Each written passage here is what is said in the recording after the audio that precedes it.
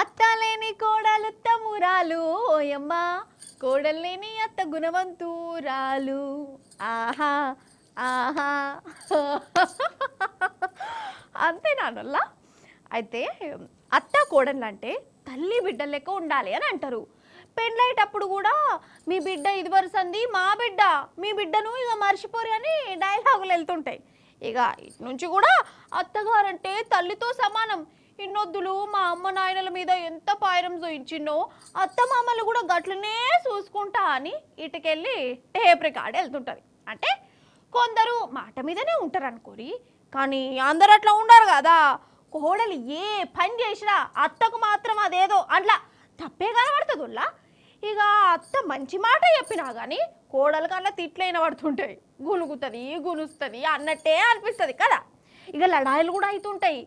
ఇవన్నీ ఈడ నేను కూర్చొని ఎప్పుడు కాదు కానీ 4వ తరగతి పిల్లగాడు 2 ముక్కలల్లా లోకానికి ఎరకై తట్టి వేసిండు. చూడాలి మీరు చూడురి. డైరెక్ట్ ముచ్చట్లకే పోదాం. మన రాజన్న సిరిసిల్ల జిల్లాలో ఒక 4వ తరగతి పిల్లగాడు సర్కార్ బల్లె చదువుతాడు. పరీక్షలు ఉన్నాయి కదా, అందులో ప్రశ్న పత్రంలో ఒక ప్రశ్న వచ్చింది. ఇటు 5వ ప్రశ్న చూడురి.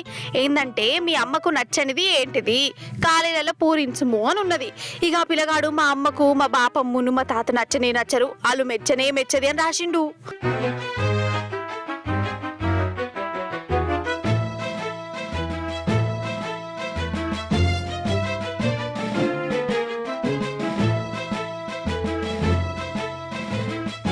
పాపం పిల్లగాడు దినాం ఎంత తండాడుతుండో.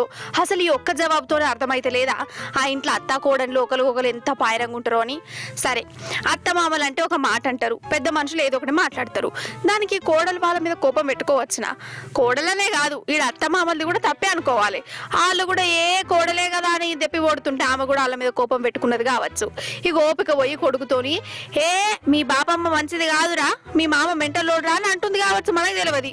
2 దిక్కల ఆలోచన చేయాలి కదా మనం కూడా. మొత్తానికి ఇలా కోపాలు ఏవట్టి పిల్లగాళ్ళ దిమాకులు ఖరాబ్ కావట్టే.